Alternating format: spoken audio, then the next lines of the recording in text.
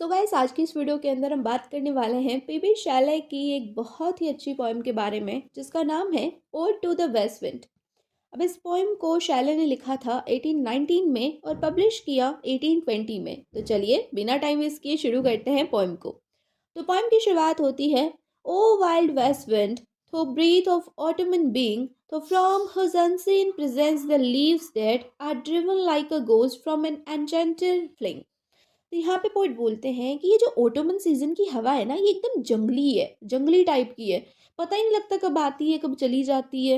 लेकिन इसका जो होना है ना वो महसूस होता है। ये कभी दिखाई तो नहीं देती, ये जो हवा है ये किसी को दिखाई नहीं देती, लेकिन इसका जो होना है हमारी ज़िंदगी में वो महसूस होता है। हमें महसूस होता है कि ये हमारे आसपास है। और ये जो हवा है ये पेड़ों के पत्तों को ऐसे अपने साथ उड़ाती है मानो कि वो जो पत्ते हैं वो कोई भूत है और ये जो हवा है ये तांत्रिक है। वो पेड़ों के पत्ते इस हवा को देख कर के ऐसे भागने लगते हैं जैसे कि उन्होंने जो है किसी तांत्रिक को देख लिया हो और वो क्या है, वो भूत है। ये जितने भी येलो, ब्लैक, रेड, जितने भी टाइप के पत्ते हैं ये इसको देख कर के ऐसे भागते हैं मानो कि ये भूत है और इन्होंने तांत्रिक देख लिया। फिर आगे की लाइन में पोइट बोलते हैं, pestilence stricken multitudes although who chariot to their dark wintry bed। अब यहाँ पे पोइट बोलते हैं कि ये जो हवा है ये इन बीजों को अपने साथ लेकर के उड़ती है और इन्हें जमीन के नीचे जो है छुपा देती है और जो है इन्हें वहां पर सुला देती है। और ये जो बीज है ये भी जो है जमीन के नीचे चुपचाप बैठे रहते हैं, जैसे कि कब्र के अंदर कोई मुर्दा बैठा रहता है ना, वैसे ही जो है ये भी जो है जमीन के नीचे बैठे रहते हैं। कब तक? जब तक जो स्प्रिंग सीजन की हवा है वो आती नहीं है। जब तक स्प्रिंग सीजन नहीं आता तब तक जो ये बीज है ये ज़मीन में बैठे रहते हैं और जैसे ही स्प्रिंग सीजन आता है, her clarion over the dreaming earth and fill driving sweet birds like a flocks to feed in air with living hues and odours plain and hill. यहाँ पे पोइट ने बोला कि जैसे ही स्प्रिंग सीजन की हवा जो है वो आती है, वो ट्रम्पेट बजाती है, ढोल बजाती है और ये जो हमारी अर्थ है वो एकदम सपने की तरह लगती है। जैसे ही स्प्रिंग सीजन आता है, ये जो बीज थे जो ज़मीन में दबे हुए थे वो एकदम से उगने लगते हैं, उनमें से कलियाँ निकलती है, फूल खिलते हैं। और उस टाइम पे जो अर्थ का नज़ारा होता है, जो पृथ्वी का नज़ारा होता है, वो ऐसे लगता है जैसे कि हम कोई ड्रीम देख रहे हैं। हमारी जो पृथ्वी है वो इतनी सुंदर लगती है मानो कि ये कोई ड्रीम हो। फिर आगे पोइट ने बोला, wild spirit which art moving everywhere, destroyer and preserver, hear O hear. अब यहाँ पे पोइट ने बोला कि ये जो जंगली सी हमारी हवा है ना, ये हर तरफ मूव करती है, हर जगह पर जाती है। और ये जो हवा है ये हर चीज़ को ख़त्म भी कर सकती है और हर चीज़ को ठीक भी कर सकती है। अब बात करते हैं सेकंड स्टेंजा की। तो सेकंड स्टेंजा में पोइट बोलते हैं, Thou on whose stream, mid the steep sky commotion, loose clouds like earth decaying leaves are shed, shook from the tangled bow of heaven and ocean। अब यहाँ पे poet क्या बोल रहे हैं? पोइट बोल रहे हैं कि जो वेस्ट विंड है ये आसमान में ऊंचाई तक पहुंच जाती है। अब हवा को तो कोई नहीं रोक सकता, वो तो जहां तक चाहे जा सकती है। तो ये जो हवा है ये बहुत ऊंचाई पर है और यहाँ पर आसमान के अंदर ये जो बादल हैं ये ऐसे लग रहे हैं, ऐसे बिखरे हुए हैं जैसे कि जमीन के ऊपर पेड़ों के पत्ते बिखरे होते हैं। तो यहाँ पर बादलों को कंपेयर किया जा रहा है पेड़ों के पत्तों से। तो पेड़ों से जो है पत्ते टूट करके जमीन पे बिखर जाते हैं, वैसे ये जो बादल है ये ओशियन से, समुद्र से और स्वर्ग से टूट करके जो है पूरे आसमान में बिखर गए हैं। अब भाई ओशियन से जब भाप जाती है तभी तो बादल बनते हैं। तो यहाँ पर यही बोला गया है कि जो ओशियन से भाप गई है वो जो है जाकर के बादल बन गए हैं और ये जो है आसमान में बिखर गए हैं। अब आगे की लाइन में पोइट बोलते हैं, angels of rain and lightning there are spread on the blue surface of thine airy surge, like the bright hair uplifted from the head of some fierce monarch, even from the dim verge of the horizon to the zenith height, the locks of approaching storm thou dirge। अब यहाँ पे poet ने क्या बोला? यहाँ पे जो poet है वो बादलों को कंपेयर कर रहे हैं एक एंजल के साथ में। वो बोलते हैं कि जो बादल हैं ये रेन और लाइटनिंग की एंजल हैं। बादल जो है इनमें से बारिश निकलती है, लाइटनिंग होती है, तो ये क्या है? एंजल है। और यहाँ पे पोइट बोलते हैं कि ये जो बादल हैं ये वैसे चमकते हैं जैसे कि जो डांसिंग गर्ल्स होती हैं उनके बाल चमकते हैं, उन्हीं की तरह ये जो बादल हैं ये भी चमकते हैं। और यहाँ पर जो है इन बादलों को कंपेयर किया गया है मेनाद के साथ में। अब मेनाद कौन है? तो एक ग्रीक गॉड है डायनासिस, उनकी जो फॉलोवर्स हैं, उनकी जो फॉलोवर गर्ल्स हैं, उनको मेनाद बोला जाता है। मेनाद जो है वो डांसिंग गर्ल्स होती हैं, वो नाचती हैं। तो जैसे कि उनके बाल चमकते हैं, वैसे ये जो बादल हैं ये भी चमक रहे हैं और ये पूरे आसमान में बिखरे हुए हैं। अब पोइट आगे बोलते हैं कि जब ये बादल काले हो जाते हैं, घने हो जाते हैं, तो इसका मतलब है कि कोई तूफान आने वाला है, कोई स्टॉर्म आने वाला है।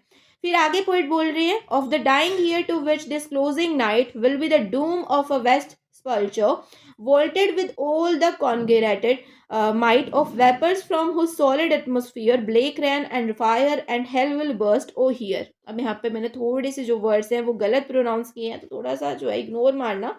यहाँ पे पोइट क्या बोल रहे हैं? तो पोइट बोल रहे हैं कि ये जो वेस्ट विंड है ये बहुत ज़्यादा परेशान है, ये एक जो है सैड सॉन्ग गा रही है। क्यों गा रही है? क्योंकि जो ये साल है, ये जो ईयर है, ये ख़त्म होने वाला है और इसी वजह से ये जो वेस्ट विंड है ये बहुत परेशान है। यहाँ पे पोइट वेस्ट विंड को एक डूम के साथ में कंपेयर करते हैं। अब डूम क्या होती है?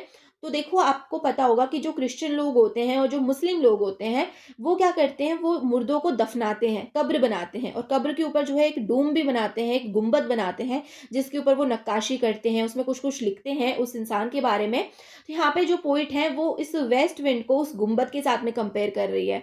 यहाँ पे जो पोइट है वो बोल रहे हैं कि जो वेस्ट विंड है ये कब्र का ध्यान रखती है, गुंबद की तरह हमेशा खड़ी होती है, लेकिन जब ये बहुत ज़्यादा परेशान होती है, बहुत ज़्यादा दुखी होती है, तो ये क्या करती है, इस पूरे एटमॉस्फेयर को बर्बाद कर देती है, भयंकर बना देती है। वैसे तो जो है वो पूरे एटमॉस्फेयर का ध्यान रखती है एक गुंबद की तरह, जो कि अपनी कब्र का ध्यान रख रहा है, लेकिन जब ये दुखी होती है तो ये किसी की नहीं सुनती। ये जो है बर्बादी कर देती है एटमॉस्फेयर के अंदर। ये जो है भयंकर बारिश करवाती है, जो है आसमान से जो है लाइटनिंग करवा सकती है, बिजली चमका सकती है और साथ में ओले भी गिरवा सकती है। तो तुम सुनो ओ हियर। और इसी के साथ में जो सेकंड पैराग्राफ है ये कंप्लीट होता है। अब बात करते हैं थर्ड पैराग्राफ की। सो थर्ड पैराग्राफ के अंदर जो पोइट है वो वेस्ट विंड को बहुत ज्यादा पावरफुल दिखाते हैं। वो वेस्ट विंड को बोलते हैं कि तुम तो बहुत ज्यादा पावरफुल हो, तुम तो बहुत ज्यादा शक्तिशाली हो, तुम्हें देख करके तो जो समुद्र है वो भी जो है पैरों में गिरते हैं, तुम्हारे पैरों में गिरते हैं, तुम इतनी ज्यादा पावरफुल हो कि समुद्र भी जो है तुम्हें देख करके डरते हैं। अब यहाँ पर वो दो तीन एग्जाम्पल देते हैं। पहला एग्जाम्पल वो देते हैं मेडिटेरियन सी का। तो जो मेडिटेरियन सी है, मेडिटेरियन समुद्र है, ये पत्थरों के आइलैंड के पास में है। इसमें बहुत सारी नदियां आकर के मिलती है, उनका पानी आकर के मिलता है। तो मेडिटेरियन सी जो है वो गर्मी के मौसम में बहुत गहरी नींद में सोया हुआ है कि तभी हमारी वेस्ट विंड आती है डोन बन करके और बोलती है कि हाँ भाई बहुत हो गया, बहुत सो लिया, अब उठ जा, और मेडिटेरियन सी को जगा देती है। इस टाइम पे जो मेडिटेरियन सी था वो एक सपना देख रहा था। वो सपने में देख रहा था कि जो पुरानी बिल्डिंग्स है, पुरानी इमारतें हैं, वो टूट करके डिमोलिश होकर के उसके पानी में डूब गई हैं, उनके ऊपर काई जम गई है और बढ़िया बढ़िया पौधे, बढ़िया बढ़िया जो फूल हैं वो जो है खिले हुए हैं उन इमारतों के ऊपर। तो वो ऐसा सपना देख रहा था कि तभी जो वेस्ट विंड है वो आती है और बोलती है कि हाँ भाई तुझसे ऊपर मैं हूँ, तेरी से बड़ी मैं हूँ, तो उठ जा अब तू। तो ऐसा कह करके जो है वो उसे जगा देती है। अब यहाँ पे पोइट एक और एग्जाम्पल देते हैं अटलांटिक सी का। वो बोलते हैं कि जो अटलांटिक सी है वो भी तुम्हें देख करके डरता है। जब तुम आती हो तो वो तुम्हारे लिए जो है रास्ता बनाता है अपने पानी के अंदर। वो अपनी लहरों को कहता है कि दूर हटो, महारानी साहिबा आ गई है। तो वो भी तुमसे इतना डरता है। और इस समुद्र के अंदर नीचे जो पेड़ पौधे हैं वो भी तुमसे डरते हैं। जैसे वो तुम्हारी आवाज़ सुनते हैं, तुम्हें आता हुआ देखते हैं, तो उनके सारे रंग उड़ जाते हैं। उनका जो मुंह है वो एकदम से पेल हो जाता है, वो बहुत ज़्यादा डर जाते हैं, वो काँप जाते हैं तुम्हें देख करके। हमारा इतना खौफ है समुद्र के अंदर, समुद्र के पौधों के अंदर। तो यहाँ पे जो पोइट है वो ये दिखाने की कोशिश कर रहे हैं कि जो हवा होती है, जो विंड होती है, वो जो है अच्छे अच्छे लोगों को जो है पानी पिला सकती है। और यही जो चीज़ है पोइट ने इस पैराग्राफ के अंदर बताने की कोशिश करी है। तो ये आपका जो थर्ड पैराग्राफ था ये कंप्लीट हो गया है। अब बात करते हैं फोर्थ पैराग्राफ की। तो फोर्थ पैराग्राफ में जो पोइट है वो विंड को बोल रहे हैं कि अगर मैं कोई पत्ता होता, कोई सूखा पत्ता होता, तो तुम मुझे जो है अपने साथ उड़ाती। अब आपने देखा होगा कि जो सूखे पत्ते होते हैं वो विंड के साथ में उड़ते हैं, हवा के साथ में उड़ते हैं। यहाँ पे पोइट बोल रहे हैं कि अगर मैं सूखा पत्ता होता तो तुम मुझे अपने साथ उड़ाती। अगर मैं बादल होता तो तुम मुझे आसमान तक पहुंचाती, मुझे आसमान की सैर करवाती। अगर मैं कोई लहर होता, अगर मैं कोई वेव होता, तो तुम मुझे आगे की ओर धकेलती। लेकिन मैं इनमें से कुछ भी नहीं हूँ। मैं तो जो हूँ आज़ाद भी नहीं हूँ। अगर मैं थोड़ा सा भी आज़ाद हो पाता, वैसे मैं तुम्हारे जितना आज़ाद तो नहीं हो सकता क्योंकि तुम्हारे ऊपर तो कोई बाउंड्री नहीं है, तुम्हें तो कोई रोक ही नहीं सकता। लेकिन अगर मैं थोड़ा सा भी आज़ाद होता तो मैं अपनी ज़िंदगी को जी पाता, मैं खुश रह पाता। वैसे तो अब तो कोई चांस है नहीं मेरे आज़ाद होने का, लेकिन अगर मैं छोटा होता ना, अगर मैं छोटा बच्चा होता, वापस से मैं अपने बचपन में जा सकता, तो मैं तुम्हारे साथ दोस्ती ज़रूर करता। क्योंकि तुम ऐसी दोस्त हो जो कि मुझे आसमान में उड़ा सकती हो, मुझे अपने साथ जो है घुमा सकती हो, इस दुनिया की सैर करवा सकती हो। तो मैं ज़रूर जो है तुम्हारे साथ उड़ता, तुम्हारे साथ खेलता, और जब भी तुम मुझे आसमान में उड़ाती तो मैं तुम्हारी बिल्कुल भी हेल्प नहीं लेता। ऐसा नहीं कि मैं तुमसे आगे निकल सकता था, वो तो कोई भी नहीं निकल सकता, तुम तो हवा हो, तुम तो बहुत ज़्यादा तेज़ हो, तुम्हारी स्पीड जो है वो बहुत ज़्यादा है, तो मैं तुम्हारे जितना तो नहीं उड़ सकता, लेकिन मैं तुम्हारे साथ उड़ने की कोशिश करता। कभी भी तुम्हारी हेल्प नहीं माँगता, कभी भी ये नहीं कहता कि तुम मुझे पुश करो, तुम जो है मुझे अपने साथ उड़ाओ, मैं खुद कोशिश करता तुम्हारे साथ उड़ने की। अगर मैं बच्चा होता तो मैं तुम्हारे साथ जो जो दोस्ती जो है ज़रूर करता। अब यहाँ पे भी जो पोइट है वो बोल रहे हैं कि प्लीज़ मुझे जो है वेव की तरह, मुझे जो है उस पत्ते की तरह, मुझे जो है उस बादल की तरह अपने साथ उड़ा लो। प्लीज़, प्लीज़, प्लीज़, प्लीज़ मुझे भी जो है तुम अपने साथ उड़ा लो, मैं भी उड़ना चाहता हूँ। क्योंकि ये जो समय है ना, इसने मुझे अंदर तक तोड़ दिया है। मैं अपनी इस लाइफ़ से लड़-लड़ के जो है थक चुका हूँ। मैं ये जो लाइफ़ के अंदर मुसीबतें हैं, मुसीबती रूपे जो काँटे हैं, उनके ऊपर बार-बार गिर रहा हूँ, और बार-बार जो है मेरे शरीर से खून निकल रहा है, मैं ब्लीड कर रहा हूँ, और अब जो है मैं ये सहन नहीं कर सकता। तो प्लीज़ तुम जो है मुझे अपने साथ ले चलो, मुझे इस समय से बचा लो। ये जो समय है इसने मुझे बाउंड कर लिया है, मुझे बाँध लिया है, मैं इसका गुलाम बन चुका हूँ। तो प्लीज़ तुम जो है मुझे आज़ाद करवा दो। ये जो समय है ये भी तुम्हारी ही तरह है, इसके ऊपर भी कोई पाबंदी नहीं होती, कोई भी इसे रोक नहीं सकता, ये हमेशा चलता है। ये तुम्हारी ही तरह है, जितनी क्वालिटीज़ तुम्हारे अंदर है उतनी ही क्वालिटीज़ इस समय के अंदर भी है, और इसने मुझे अपना गुलाम बना लिया है। तो प्लीज़ तुम मुझे आज़ाद करवा दो। और इसी के साथ ये जो 4th पैराग्राफ है ये कंप्लीट होता है। अब बात करते हैं 5th एंड लास्ट पैराग्राफ की। तो 5th पैराग्राफ में जो पोएट हैं वो विंड को बोलते हैं कि तुम मुझे अपना इंस्ट्रूमेंट बना लो। जैसे कि तुमने जंगल को अपना इंस्ट्रूमेंट बनाया है, जब भी तुम जंगल से पास होती हो तो जो जंगल के पेड़-पौधे हैं, उनके पत्ते जो हैं एक साउंड बनाते हैं, एक म्यूज़िक बनाते हैं। तो तुम मुझे भी जो है एक इंस्ट्रूमेंट बना लो, ताकि मैं भी जो है म्यूज़िक बना सकूँ, और मैं ये बता सकूँ लोगों को कि तुम आ गई हो, जो ऑटमन सीज़न है वो आ गया है। तो प्लीज़ तुम मुझे भी जो है अपना इंस्ट्रूमेंट बना लो। तुम मेरे अंदर समा जाओ, मैं तुम्हारे अंदर समा जाता हूँ, हम दोनों एक हो जाते हैं।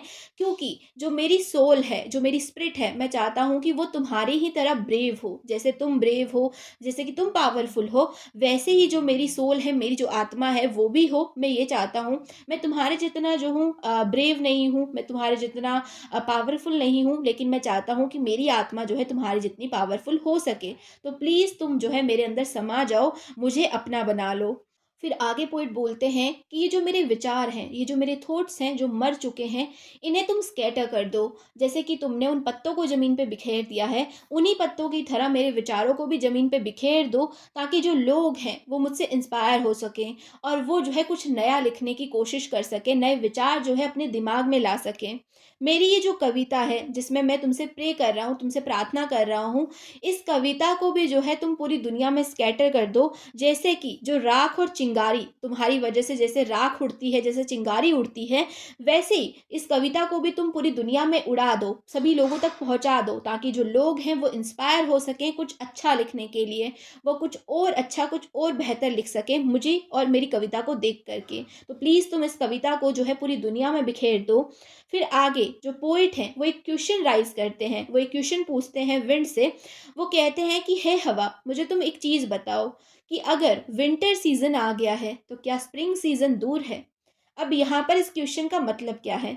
तो पोएट यहाँ पे बोल रहे हैं कि अगर जो बुरे लोग हैं वो मर गए हैं, अगर ये जो दुनिया है इसके अंदर ह्यूमैनिटी मर गई है, तो क्या अच्छे लोग नहीं होंगे? अगर विंटर आ गया है तो क्या स्प्रिंग नहीं आएगा? अगर बुरे लोग दुनिया में हैं तो क्या अच्छे लोग दुनिया में नहीं हैं? बुराई के साथ अच्छाई भी तो होती है। तो यही जो चीज़ है वो इस पोएम के अंदर बताते हैं, और इसी के साथ इन्हीं फाइनल लाइन के साथ में वो इस पोएम को एंड कर देते हैं। तो होप सो आपको मेरा एक्सप्लेनेशन अच्छा लगा होगा, ये वीडियो समझ में आई होगी। अगर वीडियो अच्छी लगी है तो वीडियो को लाइक कर देना, चैनल को सब्सक्राइब कर लेना अगर अभी तक नहीं किया है तो, और अपने फ्रेंड्स के साथ इस वीडियो को शेयर भी कर देना।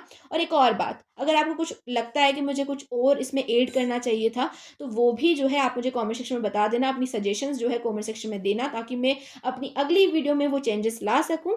और अगर आपको किसी और टॉपिक पे वीडियो चाहिए तो वो भी आप मुझे कमेंट सेक्शन में बता सकते हैं। तो बस that's all for today's video, मिलते हैं नेक्स्ट वीडियो में, तब तक के लिए bye bye, take care, keep watching, keep learning, love you all.